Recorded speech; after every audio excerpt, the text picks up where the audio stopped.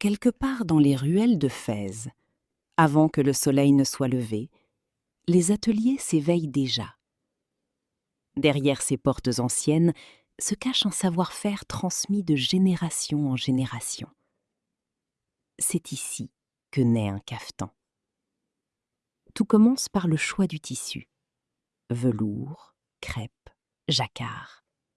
Chaque matière a son caractère, ses reflets, son tombé. Le crêpe pour sa légèreté. Il épouse le corps sans jamais l'alourdir. Le jacquard pour ses motifs tissés dans la masse, une richesse visible à chaque lumière. L'artisan choisit chaque coupon à la main, pas de compromis sur la matière. Vient ensuite l'étape la plus longue, la broderie. Un fil à la fois, une aiguille à la fois. Chaque motif est tracé, puis brodé à la main. Ce travail peut prendre plusieurs heures sur une seule pièce. Le fil doré sur le velours, un contraste qui existe depuis des siècles dans la culture marocaine.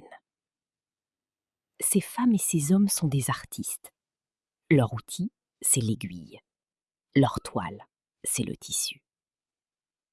La sfifa, ce galon tressé qui borde les manches et l'encolure, est cousu millimètre par millimètre.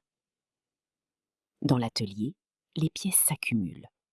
Chacune porte l'empreinte des mains qui l'ont créée. L'assemblage est une étape critique. Le tissu doit tomber parfaitement. Aucune couture ne doit se voir. La pièce prend forme. Ce qui était un simple rouleau de tissu devient une tenue d'exception. Le dernier point. Un geste précis, concentré. La broderie est terminée. Le cafetan est plié avec soin, protégé, prêt pour son voyage. Il quitte les ruelles de la Médina pour rejoindre une nouvelle histoire. Quelques jours plus tard, il arrive, intact, vivant, chargé de tout ce travail invisible. Un cafetan marocain, ce n'est pas juste une tenue. C'est des heures de travail, une culture, un héritage que tu portes sur toi.